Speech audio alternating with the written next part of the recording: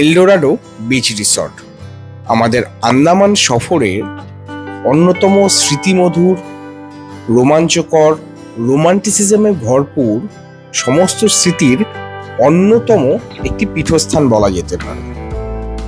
আন্দামান সফরে আমাদের Havelock island বা স্বরাজ দ্বীপে ট্রিপের সময়সীমা ছিল কিন্তু মাত্র একদিন, আর সেই একদিনের জন্য আমরা বেছে নিয়েছিলাম এই এলডোরাডো বিচ রিসর্টটিকে। চলুন রিসর্টটি কেমন তা একবার ঘুরে দেখাই যাক।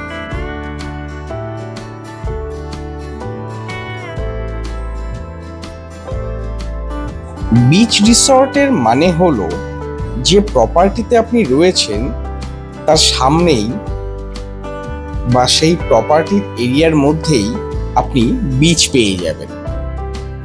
আসলে এই বিচ রিসর্টগুলিতে যারা স্টে করেন তারাই একমাত্র সেই প্রাইভেট বিচগুলিতে অ্যাক্সেস করার সুযোগ পান।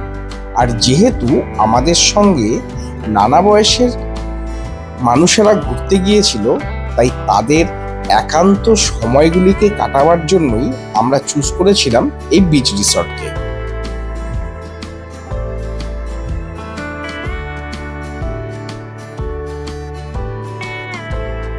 সমস্ত রিসর্টটি ঘুরে আমরা যখন বিচের সামনে এসে দাঁড়ালাম, চোখের সামনে ঘন নীল জল সকলকে মুগ্ধ করে দিল।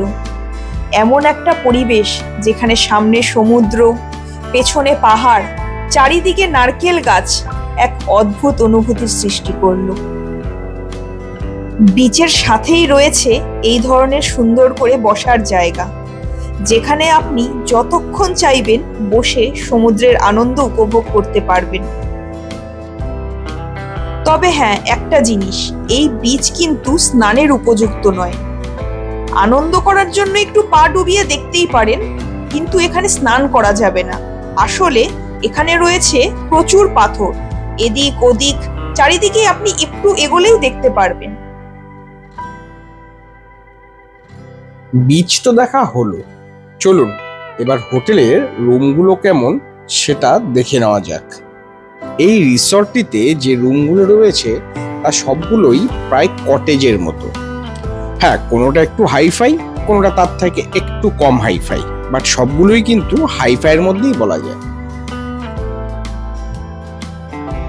এটা আমাদের রুম।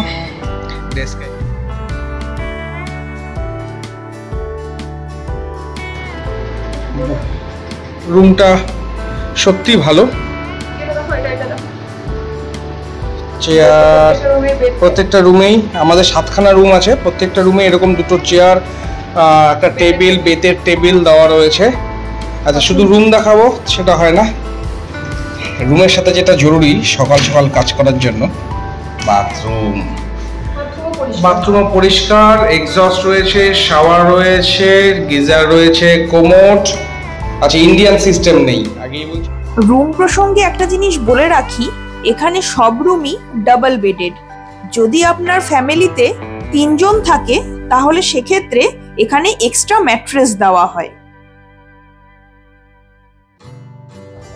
এখানে বিচের ধারে ক্যান্ডেল লাইট ডিনার এবং বড় গ্রুপের জন্য বিচ পার্টিরও ব্যবস্থা করা হয়, তবে তার জন্য আলাদাভাবে বুকিং ও এক্সট্রা চার্জ পে করতে হয়। এই রিসর্টে বুফে ডিনার, ব্রেকফাস্ট এবং লাঞ্চ 3টেরই ব্যবস্থা রয়েছে, তবে সেক্ষেত্রে আপনাকে বুকিং এর সময় অপশনগুলো সিলেক্ট করে নিতে হবে, কিংবা আপনার ট্যুর অপারেটরকে ব্যাপারটি জানিয়ে রাখতে হবে।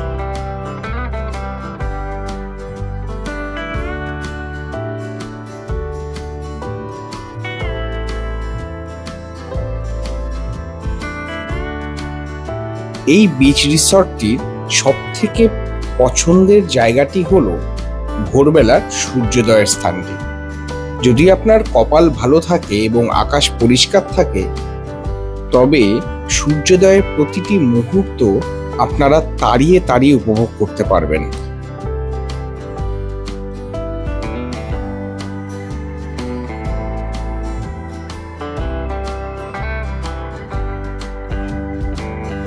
দিনের বেলা জোয়ারের কারণে যেই পাথরগুলো ঢাকা পড়েছিল নীল জলে, এখন ভাটার কারণে দেখুন সেই পাথরগুলোই চারিদিক দিয়ে দেখা যাচ্ছে। ঠিক এই কারণেই এখানে স্নান করা কিন্তু বারণ।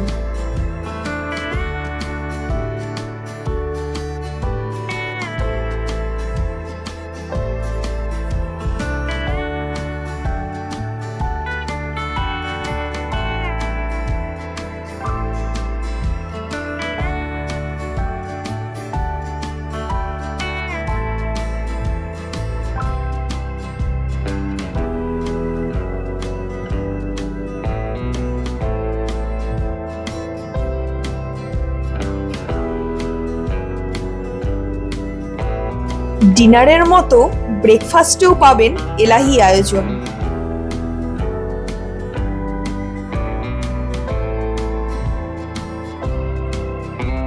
সবকিছু মিলিয়ে এই এলডোরাডো বিচ রিসর্ট আমাদের কাছে যেন অনেক দিন ধরে দেখা এক স্বপ্নের প্রতিরূপ।